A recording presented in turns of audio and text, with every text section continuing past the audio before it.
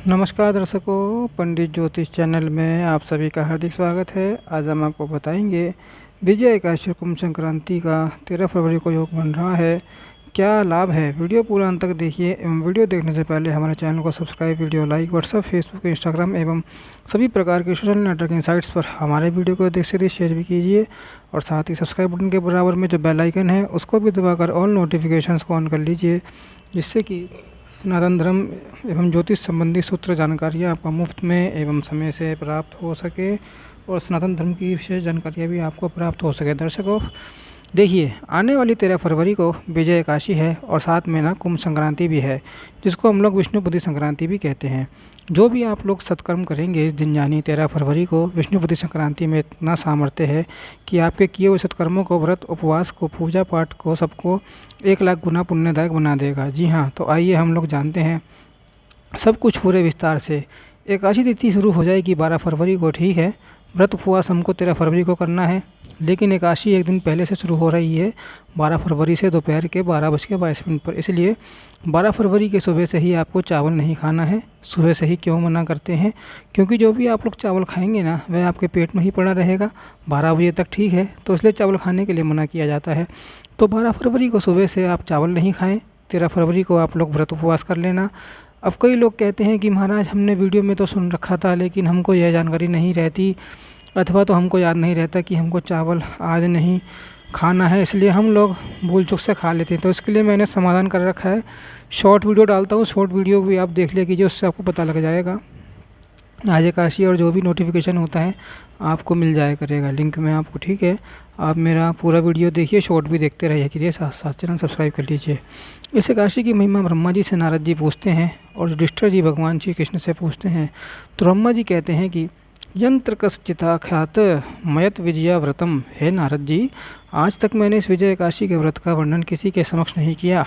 यह अत्यंत गोपनीय है और श्रेष्ठ भी है, ठीक है। आगे ब्रह्मा जी कहते हैं कि पुरातनम व्रतम, यह व्रत बड़ा ही प्राचीन व्रत है। जी हाँ, कैसे प्राचीन है आपको पता चलेगा आगे। ब्रह्मा जी कह रहे हैं कि हेतत पवित्रम, प्राचीन तो है, उसके साथ साथ यह व्रत परम पवित्र भी है। पापनाशनम, यह समस्त पापों को नाश करने वाला है। जम ददाती विजयपाणा वन संशय, इसका अर्थ है कि यह समस्त क्षेत्रों में आपको जय विजय प्राप्त करा देता है। अब इस एकादशी की व्रत कथा आती है, इसके अंदर वर्णन मिलता है कि बाकदलभ्य ऋषि ने राम जी को इस व्रत को करने के लिए कहा था, इसलिए यहाँ पर ब्रह्मा जी कह रहे हैं कि यह अत्यंत प्राचीन व्रत है। और इस एकादशी का व्रत ऋषि के कहने पर भगवान राम जी ने स्वयं किया और रावण पर विजय प्राप्त किया। अब आप कहेंगे तो महाराज हमको कौन सा रावण के ऊपर विजय प्राप्त करनी है, हम इस एकादशी का व्रत क्यों करें? तो देखिए, रावण दोनों ही प्रत्येक मनुष्य के भीतर रहते हैं, ठीक है। कौन सा भाग आपके अधिक जागृत कर रखा है वैसा ही आपका स्वभाव दिखेगा, वैसा ही आपका स्वभाव समाज में झलकेगा, ठीक है ना। तो इस एकादशी के व्रत की महिमा ऐसी है कि महाराज जो भी इस एकादशी का व्रत उपवास करता है ना, मोरा राम जी की विजय होती है। कहाँ पर? बुराइयों पर, है ना। तो महाराज एक एकादशी के व्रत से ना राम जी की विजय होगी, यानी हमारी अच्छाइयाँ निखर कर आएंगी, ठीक है। और रावण यानी बुराइयों का नाश होगा। इसलिए इस एकादशी का व्रत प्रत्येक मनुष्य को करना ही चाहिए। और एक बात, इस दिन घर में ना घी का दीपक आप लोग जरूर जला लेना, जो रात भर अखंड चलता रहे। यदि किसी के पास सामर्थ्य नहीं है कि रात भर घी का दिया जला सके, तो सूर्यास्त के बाद आप जहाँ पर पूजा पाठ करते हैं वहाँ पर भगवान का स्थान आपने बना रखा होगा, वहाँ पर अपना घी का दिया जला लेना। अब देखिए, मैं यहाँ पर घी का दिए का प्रयोग भी इसलिए बता रहा हूँ क्योंकि यह प्रयोग ब्रह्मा जी नारद जी को बता रहे हैं और श्री कृष्ण युधिष्ठिर को बता रहे हैं, कहते हुए कि प्रकाशित घृत दीपम अखंडम व्रत हेतवे, यानी व्रत की सिद्धि के लिए घी का अखंड दीपक जलाना चाहिए, ठीक है।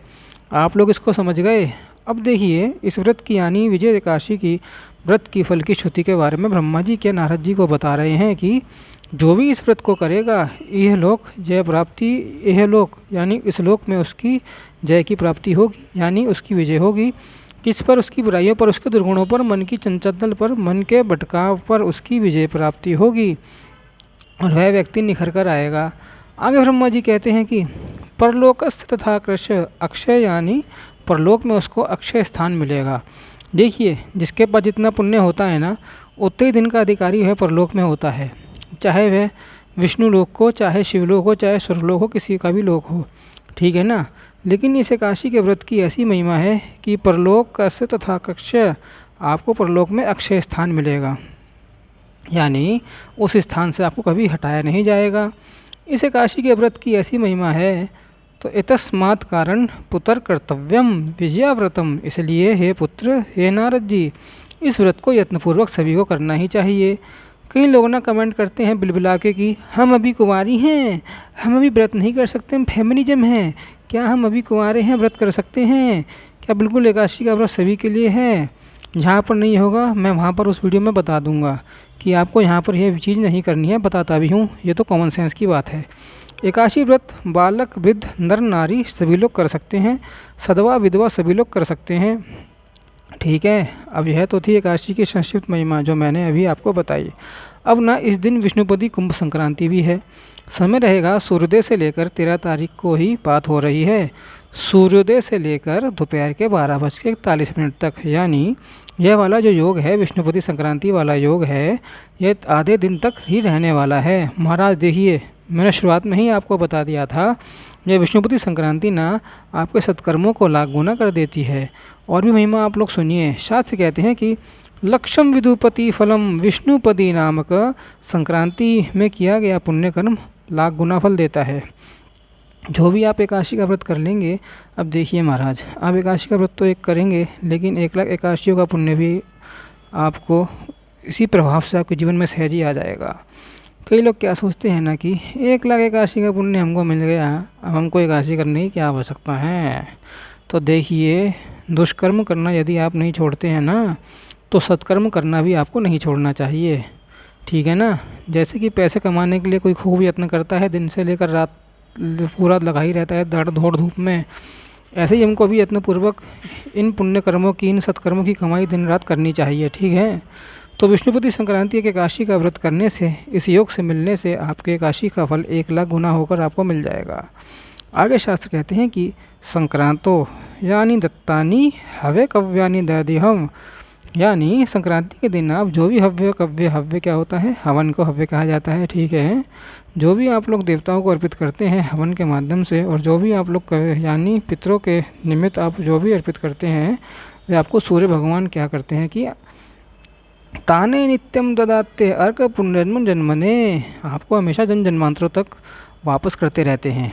महाराज, बैंक में आप पैसा जमा करेंगे तो आपका यह शरीर छूट जाएगा, तो इन पैसों का कोई मोल नहीं है। ठीक है ना। अगले जन्म में ये पैसे आपको काम नहीं आएंगे, लेकिन यह जो आपका सत्कर्म है ना, आपको पुनर्जन्म जन्म जन्मांतर भगवान सूर्य नोट कर लिए हैं कि आपके सत्कर्म को किया है, संक्रांति में आपको जन्म जन्मांतरों तक आपको खूब धन धान्य से पूरित रखते हैं, लौटाते हैं। जिनके जीवन में हम लोग देखते हैं ना कि थोड़ा सा ही मेहनत करके हैं, उनके जीवन में खूब फलित होता है, तो इन्हीं सब पुण्य कर्मों सत्कर्मों के कारण ही उनको होता है, पिछले जन्मों का पुण्य कर्म उनको लगता है। तो इन सत्कर्मों को यत्नपूर्वक आपको करना चाहिए। क्या करना चाहिए महाराज, यहाँ पर ना हव्य में क्या हो गया कि आपको हवन कर लेना। हवन की छोटी मोटी वीडियो ढेर सारी मैंने चैनल पर डाल रखी है, कोई भी पकड़ लेना, देख लेना, जो भी आपको पसंद आए वैसे हवन कर लेना। कव्य क्या होता है, पितरों के निमित्त आपको जल देना होता है। जल कैसे दें महाराज, मैं हर वीडियो में ज़्यादातर आपको बताता हूँ। एक लोटे में जल रख लेना, उसके अंदर काला तिल ज़रूर मिला लेना। ठीक है। कुशा मिल जाए तो कुशा ले लेना।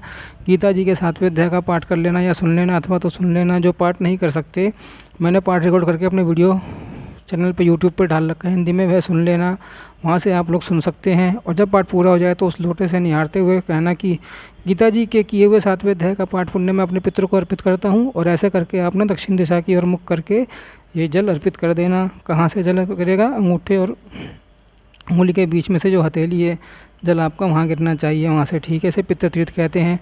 भगवान का नाम लेते लेते आप लोग जल अर्पित कर लेना। इतना सा भी कर लेंगे ना तो भी पितृ खूब मिलेंगे आपको, है ना। और यह सूर्य भगवान नोट करके रख लेंगे। ठीक है। अब यहाँ पर दूसरी चीज़ आपको करना है कि कव्य में यानी पितरों के निमित्त ही कि चींटियों को आपको कुछ डाल देना, शक्कर डाल देना, गुड़ डाल देना, मीठा डाल देना, सिका हुआ आटा डाल देना। कुत्ते को आपको गुड़ और रोटी खिला देना है। रोटी यदि मिल जाए, रोटी नहीं मिले तो जो भी आप कुत्ते को खिला सकते हैं खिला दीजिएगा। गाय को आपको खिलाना है, कौवे को जो होते हैं उनको भी आप लोग खिला सकते हैं। और सदाचारी ब्राह्मण को भी आप लोग इस दिन दान पुण्य भोजन करा सकते हैं। गरीब गुरुओं को भी आप लोग करा सकते हैं। जिसके यहाँ पे जो भी उपलब्ध है आपको आप लोग पिला सकते हैं, पुण्य कर सकते हैं। मैंने आपको 5 चीज़ें बता दी है। इसी को श्राद्ध जब हम लोग करते हैं ना तो पंचवटी कही जाती है। लोगों को पता होगा, जानकारी होगा तो लोग जानते हैं, ठीक है।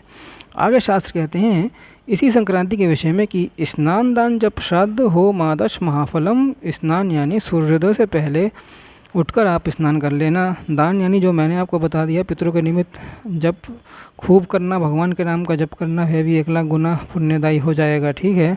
होम क्या है? हवन कर लेना। हवन की व्यवस्था नहीं हो पाए तो दुखी नहीं होना। भगवान गीता में कहते हैं कि यज्ञ नाम जप यज्ञस्मि, यज्ञों में जप यज्ञ में हो, तो खूब भगवान का नाम जप लेना। तो इसका क्या होता है ना कि इसका ना आपको महाफल होकर मिलता है।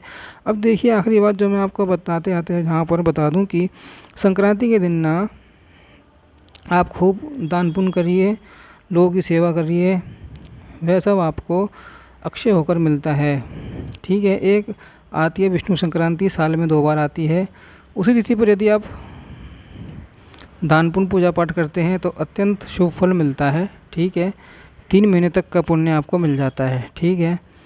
अब जून में संक्रांति आती है, यहाँ सत्याग्रह शुरू होता है। यहाँ पर यदि आप और पूजा पाठ और समर्पित करते हैं कुछ भी किसी को तो वो भी आपका अक्षय पुण्य हो जाता है, ठीक है। अब यह है विष्णुपति संक्रांति 13 फरवरी को है। यहाँ पर आप यह कार्य ज़रूर कर लेना और साथ ही सावधान भी रखना। अब एक लाइन आपको दोहरा कर बता दूं, आपको ध्यान देने योग्य है। विष्णुपति संक्रांति के साथ एकादशी का संयोग 1 लाख एकादशियों का पुण्य आपके जीवन में आकर चिपक जाएगा, ठीक है। अब आपको स्थिति को नहीं भूलना है। व्रत प्राण यानी व्रत खोलने का समय होगा 14 फरवरी को सुबह सूर्योदय से लेकर 9:14 के बीच में, यानी पहले ही। कई लोगों को समय नहीं होता है, ये कहते हैं कि हम लेट उठे अथवा तो हमारा नियम बाकी था, वी आर फेमिनिज्म। भगवान का पूजा पाठ करने में देर हो जाती है तो हम पारण कैसे करें। तो आपके पास यदि है खाना वगैरह नहीं बना है, पारण की सामग्री उपलब्ध नहीं है, तो हाथ में ही आप जल ले लेना, अंजलि भर। अंजलि मतलब कि जो आपकी हथेली के पीछे गड्ढा होता है उतना जल को निहारते हुए कहना कि मैं इस जल के माध्यम से अपने एकादशी के व्रत का पारण कर रहा हूँ अथवा तो कर रही हूँ। और वह जल आप पी जाना, इतना पीना कि आपके गले से नीचे ना उतरे, मतलब आपके धड़ में ना जाए, गले के अंदर ही रहे। इससे भी आपका पारण माना जाता है, ठीक है। अब देखिए यह दुविधा आती है ना कि है जो एकादशी है उसके 1 दिन बाद छोड़कर ना दूसरे दिन यानी 15 तारीख को कोई शिवरात्रि भी है, तो महाराज हम लोग इतना सारा कैसे व्रत उपवास कर लेंगे। वी आर फेमिनिज्म, यह भी प्रश्न आता है। तो देखिए जो एकादशी 13 तारीख वाली थोड़ा अच्छे से फलाहार लेकर करना, ठीक है। अन्न मत खाना, लेकिन व्रत उपवास करना ज़रूर, फलाहार से लेकर करना।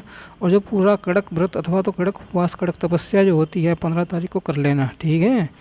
वहाँ पर मैंने महिमा बताई है शिवरात्रि वाले वीडियो में, जिन लोगों ने नहीं देखा वो ज़रूर देख लेना कि वहाँ पर 1000 एकादशी का अथवा पुण्य अथवा तो 100 वर्षों के एकादशी का पुण्य एक शिवरात्रि के व्रत करने से कैसे मिल जाता है। शास्त्र के रेफरेंस के साथ मैंने आपको बताया हुआ है वहाँ पर। बाकी बहुत सारे स्तोत्र मैंने रिकॉर्ड किए हुए हैं, लिंगाष्टकम रिकॉर्ड करूँगा अर्थ सहित, वह भी आप लोग देख लेना। अभी शिव तांडव भी अर्थ सहित रिकॉर्ड करने की तैयारी है, वह भी आप लोग जल्दी आएगा, सुन लेना, उसको भी आप लोग सुनना। दोनों चैनल पर मैं अपलोड कर दूँगा, अपने पास आता है ना जो भी कंटेंट आपको। पुराना चैनल भी है, 2 चैनल हैं हमारे, ठीक है। दोनों चैनल से जुड़े रहिएगा, दोनों चैनल सब्सक्राइब कीजिएगा। मिलते हैं अगले वीडियो में, जब तक के लिए ओम नमो नारायणाय, ओम नमो भगवते वासुदेवाय।